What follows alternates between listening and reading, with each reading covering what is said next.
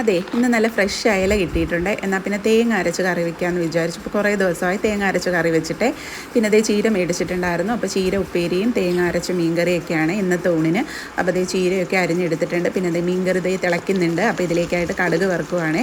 ഇപ്പോൾ കടുക് വറുത്ത് തേങ്ങാക്കറിയിലോട്ട് ഒഴിക്കാം. പിന്നെ അതേ മീൻ വറുക്കാനായിട്ട് അയല തലയോടുകൂടി തന്നെ കട്ട് ചെയ്ത് വെച്ചിട്ടുണ്ട്. പിന്നെ കുറച്ച് ചൂരയുണ്ടായിരുന്നു കേട്ടോ. അപ്പോൾ അതേ നമ്മൾ ചീര ഉപ്പേരി വെക്കാനായിട്ട് കടുക് വറുക്കുന്നുണ്ട്. എന്നിട്ട് ചീര അതിലേക്ക് ഇട്ട് ജസ്റ്റ് കൊടുത്തിട്ട് നമ്മൾ അരപ്പും കൂടി ഇട്ട് കൊടുത്തിട്ട് ഒന്ന് അടച്ചു വയ്ക്കുകയാണ് കേട്ടോ. പിന്നെ നമ്മളെന്താണ് മീൻ വറുക്കാനായിട്ട് ഇടുന്നുണ്ട്. അയല തലയും കൂടെ ചേർത്തിട്ടാകുമ്പോഴത്തേന് നല്ല ടേസ്റ്റ് അല്ലേ. പിന്നെ അതേ കുറച്ച് ചൂരയുടെ കഷ്ണം ഇന്നലെ മേടിച്ചതിൻ്റെ ബാക്കിയായിരുന്നു കേട്ടോ. അത് മുളക് പുരട്ടി വെച്ചിട്ടുണ്ടായിരുന്നു. അപ്പോൾ അതും കൂടി അതിലേക്ക് ഇട്ട് കൊടുക്കുന്നുണ്ട്. അപ്പോൾ അതേ നല്ല ഒന്നാന്തരം തേങ്ങാരച്ച അയലക്കറിയൊക്കെ ഇവിടെ റെഡിയായി. അപ്പോൾ അതേ ചീര ഉപ്പേരിയും അയലക്കറിയും പപ്പടവും കുറച്ച് സാലഡും മീൻ വറുത്തതും എല്ലാം കൂട്ടിയിട്ടായിരുന്നു കേട്ടോ ഇന്നത്തെ ഉച്ചയൂണ്. അപ്പോൾ നിങ്ങളെല്ലാവരും ഫുഡ് കഴിച്ചായിരുന്നോ? അപ്പോൾ ഇന്ന് എന്തൊക്കെയായിരുന്നു നിങ്ങളുടെ വീട്ടിൽ ഉച്ചയ്ക്കത്തെ കറികൾ? ഒന്ന് കമൻറ്റ് ചെയ്യണേ.